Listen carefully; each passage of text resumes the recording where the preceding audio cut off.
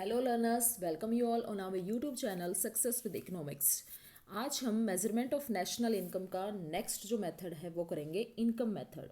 Income method क्या है, जिसको हम आय विधि भी कहते हैं, और इसके मैं आपको और भी नाम बता देती हूँ। डिस्ट्रीब्यूटेड शेयर मेथड भी इसको कहते हैं, फैक्टर पेमेंट मेथड भी इसको कहा जाता है। तो जैसे देखिए फैक्टर इनकम है ना इसमें, तो इसको फैक्टर पेमेंट मेथड भी कहा जाता है। इससे पहले वाले पार्ट में हमने आउटपुट मेथड को बहुत अच्छे से विद न्यूमेरिकल किया था। आई होप आपने वो पार्ट देख लिया है, प्रोडक्ट मेथड वाला। अब आज हम इनकम मेथड को बिल्कुल डिटेल में विद न्यूमेरिकल सॉल्व करेंगे। फिर इससे रिलेटेड जितने भी न्यूमेरिकल आपकी बुक में हैं, आप वहाँ से उनको देख देख के सॉल्व कर सकते हैं। ठीक है, तो income method is that method which measure national income in terms of payments made in form of wage, rent, interest and profit. ये जो हम there are four factor of production मैंने बताया था आपको, लैंड, लेबर, कैपिटल, एंटरप्रेन्योर। तो इनके बदले में जो उनको फैक्टर पेमेंट दी जाती है, उन सभी का जोड़, उन सभी की पेमेंट जो होती है, उन पेमेंट का जोड़ ही नेशनल इनकम है। और ये फैक्टर इनकम ही है जो अन income, transfer payment are unearned. तो factor income reward for rendering factor service, जो फैक्टर सर्विस दी गई है उनके बदले में उनको रिवार्ड दिया जाता है, वो होता है। Transfer payment just one sided payment होती है, सर्विस वगैरह इसमें रिटर्न फॉर ट्रांसफर पेमेंट के लिए कुछ नहीं होती। ठीक है, तो ये इनकम मेथड है। Income method total of income जो रिसीव की जाती है, reward for rendering factor service, वही होता है। तो इसको डिस्ट्रीब्यूटेड शेयर मेथड भी कहा जाता है, डिस्ट्रीब्यूटेड शेयर मेथड। एक नाम ये है income method, factor payment method, और तीसरा है डिस्ट्रीब्यूटेड शेयर मेथड। तो तीनों नाम में से कोई भी आ जाए, आपको समझ जाना है कि आपने आय विधि द्वारा ही राष्ट्रीय आय को निकालना है। अब उसके बाद है measuring national income, the income method the measure the value of the income earned in the economy. Income method क्या है? We estimate the income earn by various factor service. अलग अलग जो फैक्टर सर्विस हैं उनको हम जब जोड़ देते हैं, एंगेज होती है जो प्रोडक्शन प्रोसेस में, उन सब का सम ही क्या है? National income eight factor cost. उसके बाद है देखिए आय विधि द्वारा प्रयोग करते हुए हम एक इसका मेजरमेंट देखते हैं कि इसमें हम क्या क्या प्लस करते हैं। एक तो कर्मचारियों का पारिश्रमिक, ऑपरेटिंग सरप्लस जिसको हिंदी में प्रचालन अधिशेष बोला जाता है, और फिर मिक्स्ड इनकम। इन तीनों में क्या क्या ऐड होता है वो मैं आपको बताऊंगी।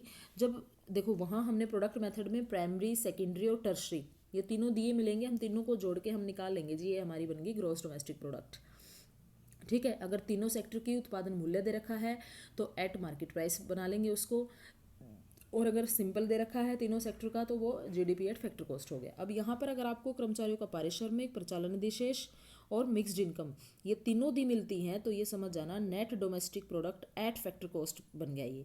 फिर जब हम इसमें विदेशों से निवल कारक आय प्लस कर देते हैं तो ये बन गया net national product at factor cost. ठीक है, अब आपने देखना है कि जो प्रचालन अधिशेष है उसमें हम क्या ऐड करते हैं? लगान, ब्याज और लाभ। ये मैं आपको आगे भी समझाऊंगी बिल्कुल डिटेल में।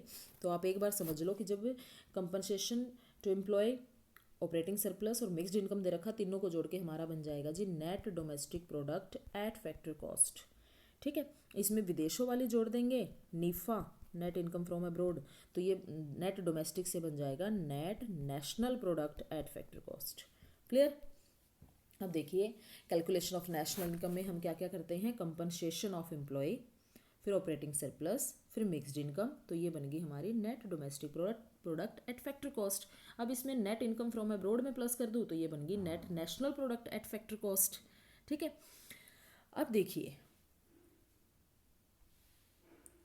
कंपनसेशन ऑफ एम्प्लॉय में क्या क्या होता है।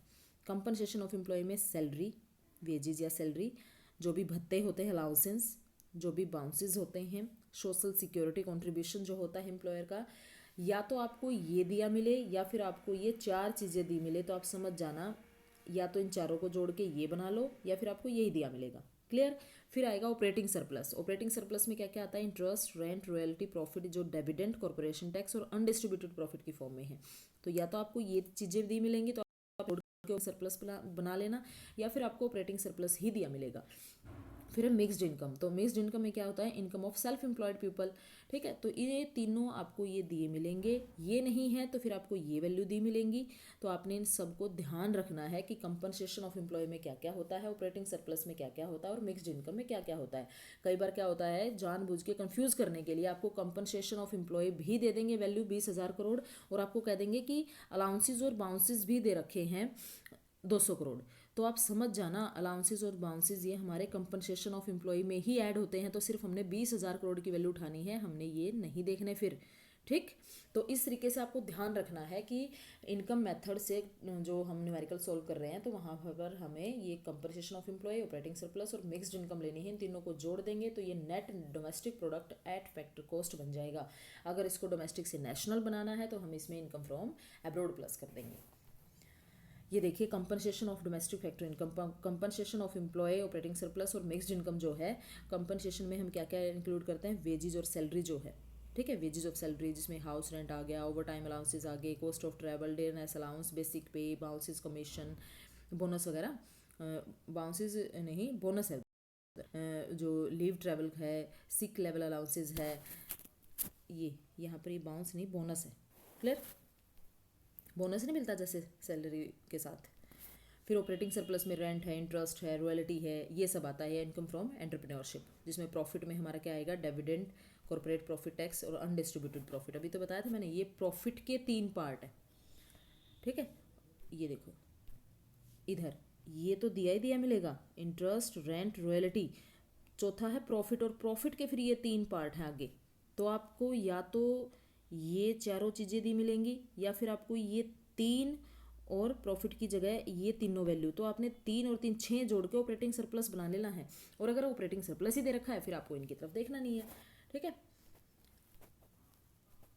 और फिर मिक्स्ड इनकम, मिक्स्ड इनकम होती है self employed person like their own labour, खुद की लेबर, खुद की लैंड, खुद की कैपिटल, खुद ही वो एंटरप्रेन्योर में है, वो जो भी प्रोड्यूस गुड्स एंड सर्विसेज करते हैं वो सारी उनकी क्या होती है, मिक्स्ड इनकम होती है। तो आई होप आपको यहाँ तक ये बिल्कुल क्लियर है कि compensation of employ, mixed income, operating surplus कैसे निकालना है। अब ये न्यूमेरिकल दे रखा है जिसमें वैल्यू दे रखी है निजी अंतिम उपभोग व्यय, क्योंकि इसमें 2 चीज़ें दे रखी हैं, व्यय विधि द्वारा बाजार कीमत पर सकल राष्ट्रीय उत्पाद निकालना और आय विधि द्वारा बाजार कीमत पर सकल घरेलू यानी कि ग्रोस डोमेस्टिक प्रोडक्ट निकालना है eight market price by income method. अब हम व्यय विधि वाला नहीं देखेंगे क्योंकि व्यय विधि वाला जब हम नेक्स्ट उसमें करेंगे एक्सपेंडिचर मेथड में वहाँ देखेंगे। हम फिलहाल ये सारी की सारी वैल्यू में से हमने छाटनी है वैल्यू कि इनकम मेथड में कौन सी फॉलो होती है, ठीक है। तो ये मैं आपको थोड़ा सा जूम करके दिखा देती हूँ।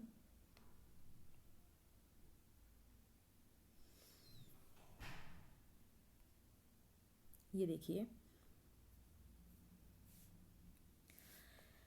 अब निजी अंतिम उपभोग व्यय, सरकारी अंतिम उपभोग व्यय, ये तो हमने लेनी ही नहीं वैल्यू, हमने इनकम मेथड से निकालना है। तो इनकम मेथड वाला है ये बी, आय विधि द्वारा बाजार कीमत पर सकल घरेलू उत्पाद, ये जीडीपी एट मार्केट प्राइस निकालना है। तो इसमें हम क्या क्या ऐड करेंगे, जाहिर सी बात है कंपनसेशन, वेजेस, मजदूरी, सैलरी, हमने देखा था ना कर्मचारियों का जो भी सोशल एक कंट्रीब्यूशन है, लाभ है, ब्याज है, किराया है, विदेशों से इनकम है, ये सारी हमने कुछ देखी थी। अभी अभी मैंने जो करवाया आपको ऑपरेटिंग सरप्लस वाला, कंपनसेशन ऑफ एम्प्लॉय वाला और मिक्स्ड इनकम वाला। तो हम क्या करेंगे, मजदूरी वेतन जो दे रखा है 165 करोड़, कर्मचारियों का सोशल कंट्रीब्यूशन है 10 करोड़, लाभ, ब्याज, किराया प्लस, क्योंकि हमने निकालना है एट मार्केट प्राइस तो हमने इनडायरेक्ट टैक्स प्लस कर देंगे और सब्सिडी माइनस कर देंगे। और क्योंकि निकालना है ग्रोस तो हम क्या कर देंगे, उसमें डेप्रिसिएशन भी प्लस कर देंगे। अब सारी वैल्यू प्लस करने के बाद हमारा इनकम मेथड से नेशनल इनकम आ जाएगा 255 करोड़। आप इसको सॉल्व करके देखना, ये सारी की सारी जो वैल्यू है कॉपी में लिखना और फॉर्मूला जो मैंने बताया है उनको फॉलो करके न्यूमेरिकल सॉल्व करना। आई होप आपको ये वीडियो बहुत अच्छी लगी है। Please like and share this video. Thank you very much.